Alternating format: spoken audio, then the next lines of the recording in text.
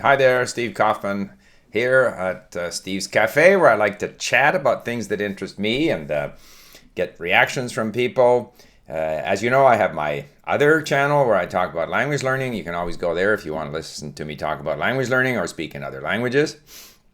Today, I want to talk about Donald Trump's place in history and talk a little about history because, as you know, history is something that I find fascinating.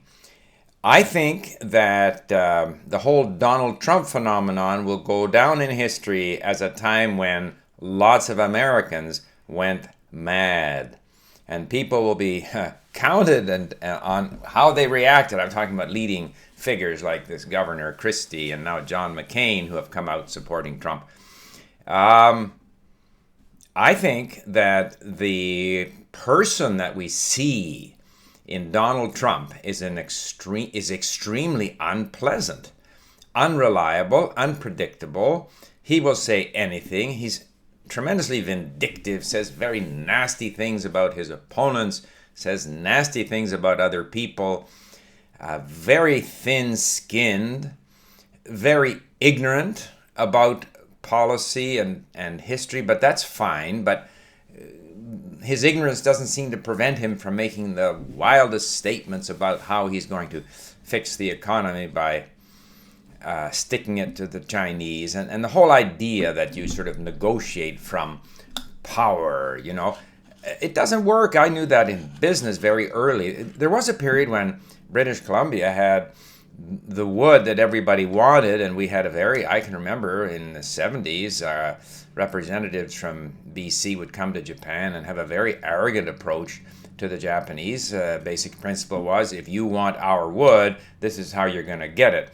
Well, subsequently, all kinds of other competitors came into the Japanese market, and now the British Columbia coastal industry, who were once the kings, are now in disarray. So that doesn't last very long. And in fact, long-lasting relationships in business and in anything depend on finding common ground and finding allies and friends. And it's not a matter of, as he put it, I believe in compromises as long as I get my way. So he's a thoroughly odious person, totally unfit to be president of the United States. And I think there's just some kind of a mad hysteria that has grabbed the Americans, which is not unlike what has happened in many countries.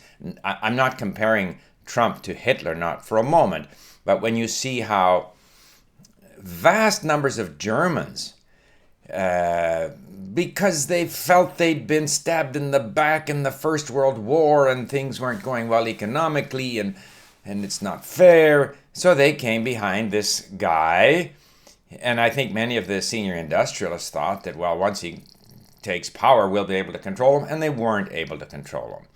And we see this mass hysteria in many places. I mean, Pol Pot.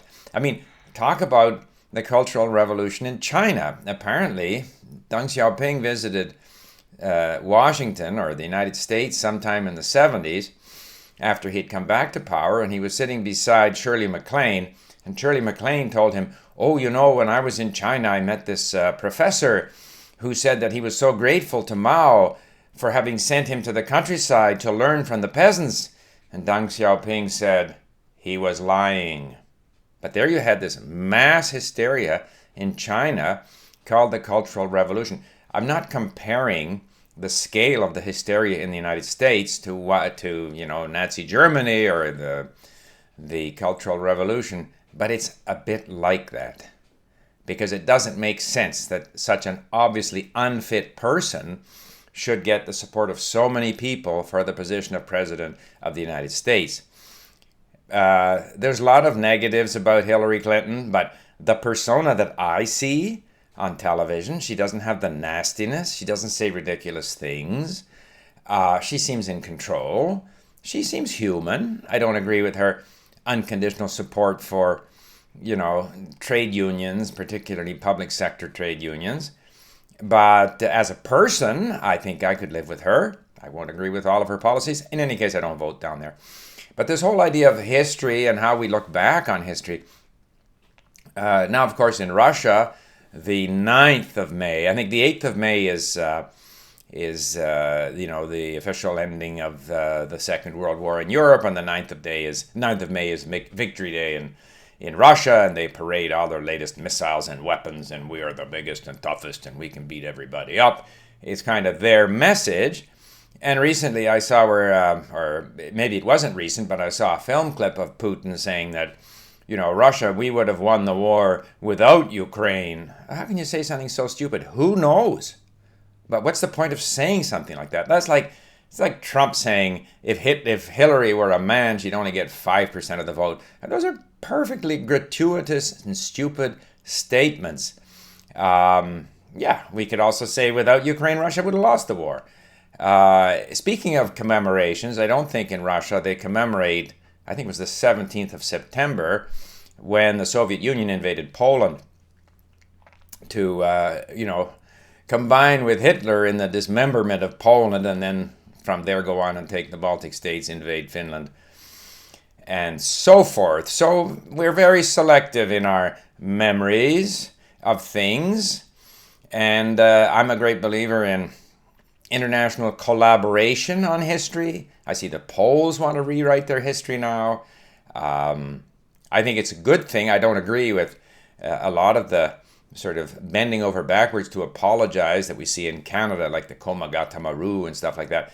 I think statements of great apology for events that happened 100 years ago is a bit over the top, but I think there should be lots of historians, and possibly from different countries, participating in analyzing what happened in history, so that we can maybe get a somewhat objective picture of what happened. Now, at the other end, we have the cynics who say, well, history was always written by the victors and stuff. Well, that's not true, because the losers have their history, and there are differing points of view.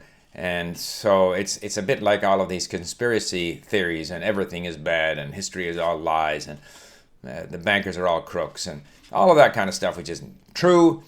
Ultimately, it comes back to, if you saw my earlier video about the laminated beam, the more we disperse decision-making, points of views, power, the better off we're going to be. The more democratic we are, not necessarily in the sense of just voting, but in the sense of having a decentralized and pluralistic society where different views are tolerated, the better.